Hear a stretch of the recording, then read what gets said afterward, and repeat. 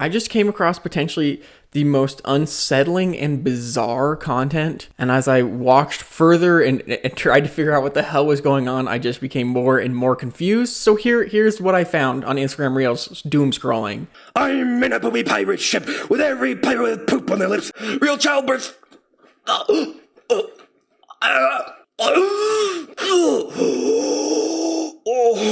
Shit on my fucking face. Shit on my fucking face. Shit on my fucking face. I'm a disgrace. Shit on my fucking face. Shit on my fucking face. Shit on my fucking face. I'm a disgrace. Shit on my fucking face. I'm a disgrace. Shit on my face. I'm a disgrace. Shit on my face.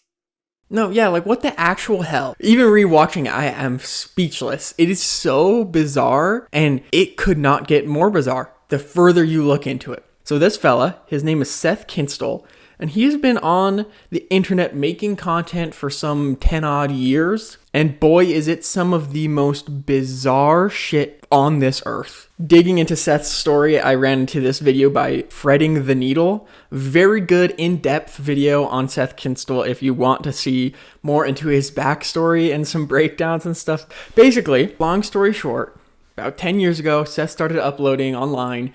He uploaded very different stuff to what he does today. Here's a couple more clips of his random shit.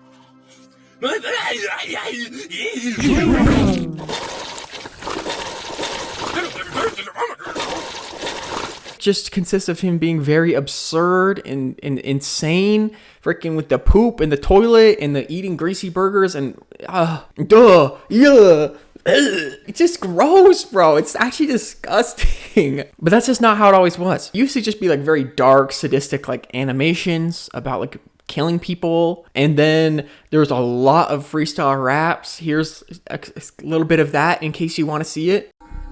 People screaming at me, they had enough, telling me to wake up, as if I give a fuck, as if I'm not already on the fucking high cloud already, as if I can't see what's around, as if I'm not a person, as if I'm stupid, as if... Oh, I'm sorry. I know your algorithm's cooked now seeing this shit, but mine is too. We're in it together now. Very bizarre, man. And there's a lot of rants that he goes on as well, basically just talking about how like the internet is just like super performative, nobody's real, nobody's legit, real talent doesn't get recognized, just, you know, copium, and that how people will do anything for views and not be themselves, and basically saying that he would never do anything like that, which is 1,000,000% all he does now, is just do anything to get some views, and a lot of the times not even that much. So if you look at his main channel, which he has a lot of them, Cereal Box Seth, he has almost 300,000 subscribers, almost 60,000 videos.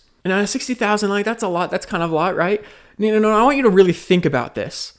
Really think about this. For reference, Moist Critical, one of the best YouTubers ever to exist, channel is 7 years older and only has 6.6 thousand videos.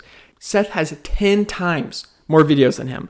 Now, a big piece of that is shorts, obviously. Shorts, you can crank out a lot faster, and a lot of the main YouTubers do not do much in the shorts department. And that's mostly all that Seth does. But still, just think about how much content that is still. If he posted every single day over those last 10 years, it's 16 videos a day. 16 videos a day! And there's time periods on his YouTube channel where he doesn't post for like months at a time. It's actually borderline psychotic. Like, he actually might not be okay. Like, watching all this stuff and reading about his life and trying to understand, I do wonder, because it is so bizarre. He does have a couple raps talking about a bad acid trip. Over a decade ago, I tripped out on some bad acid, you know, had some bad trips, had a bad trip, had a hallucinogenic pulse through my brain chemistry, altering me, change never be the same, and that one night I'll never be the same. Which in the video that Threading the Needle posted, he talks about how maybe it's possible that he has like some drug-induced psychosis. I don't think that's impossible. But if you look further into his past and some of his side channels, he doesn't seem to be like just only psychotic. Like, for example, there is a Reddit dedicated to Seth that has a whopping 4 posts on it. And one of them is a very detailed breakdown of Seth and his accounts and his past. He has 8 YouTube channels, which at certain points he was posting on all of them, it seems. That is not the case anymore, but there's one of them which I wanted to take a look at, called Jungle Gym Seth. And this is like a pseudo podcast style channel. There is still YouTube shorts about eating. Bold bites is what he calls them. And some of them have, this one specifically has 63 million views.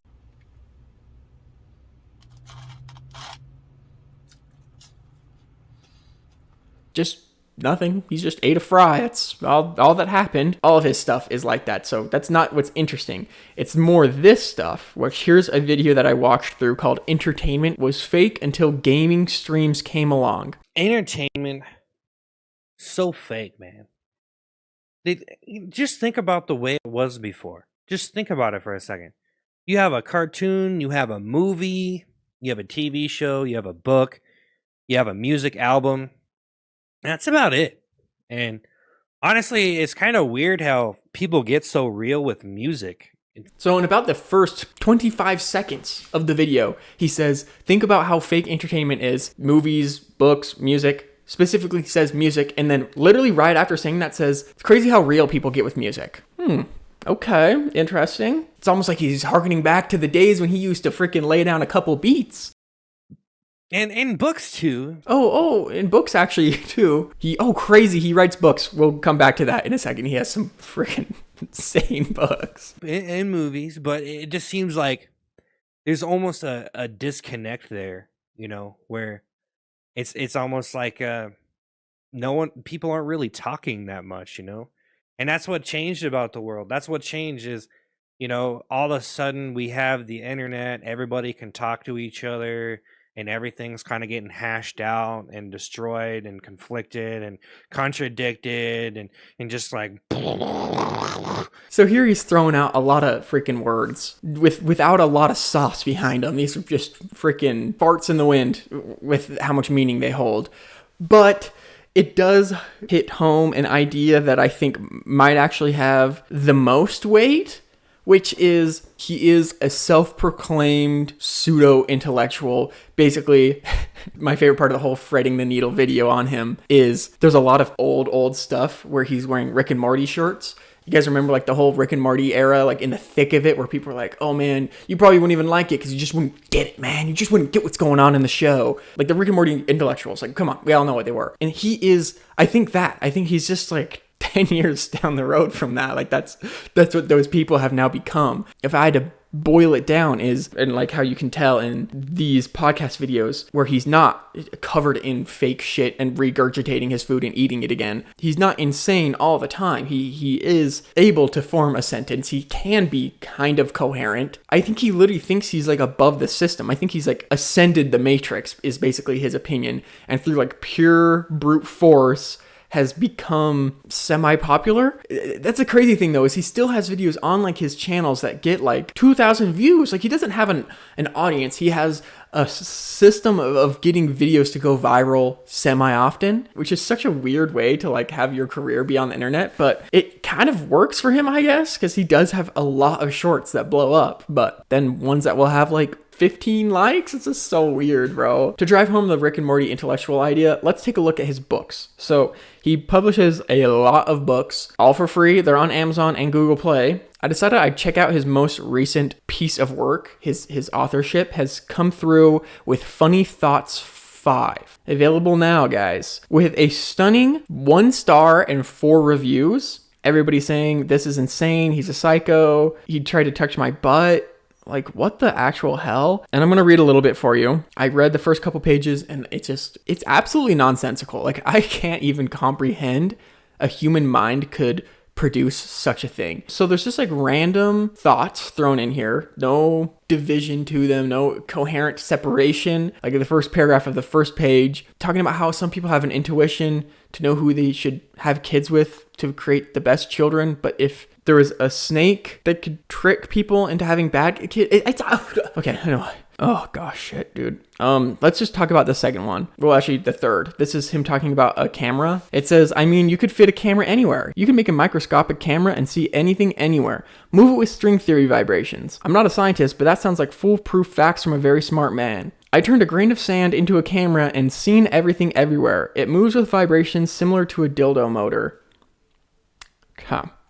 I move microscopic cameras with biological material attached to create a subatomic parasite with the ability to give me video feed. I give microscopic parasites seizures and induce movement to move the camera. It's a groundbreaking innovation I invented, which includes a combination of robotics and microscopic parasitic mutation. By inducing muscle spasms to control movement, the biological body gives the robotic mechanisms energy, thus not requiring a recharge for the camera and microscopic robotic hydraulics. The biological body fuels the robotic functions and sends energy back like a car alternator. This is 100% real. I could watch your penis in your pants and you wouldn't even know it. Does that not sound like a guy that would be like, you don't get Rick and Morty? Because it does to me, and it scares me. As you might imagine, somebody that is this off the rails, this off his damn rocker, has done and said some insanely damning things throughout his past. One of the things is, I don't know if you guys remember or have heard of the story about the YouTuber King of Random when he died in a paragliding accident. Very sad story of a guy dying in an accident with a family, and Seth made like a parody joke video of it. It wasn't funny, and it wasn't even a parody. It was literally just like an animation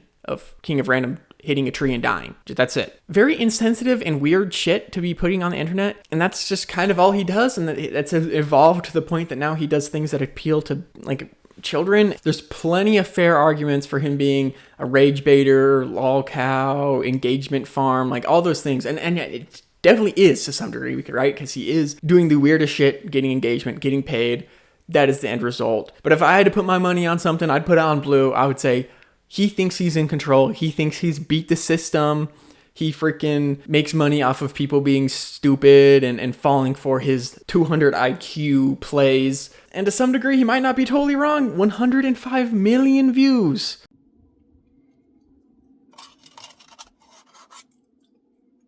On that video that you just saw. Holy shit. But at what cost? A great cost. Okay, love you gamers. Stay safe out there.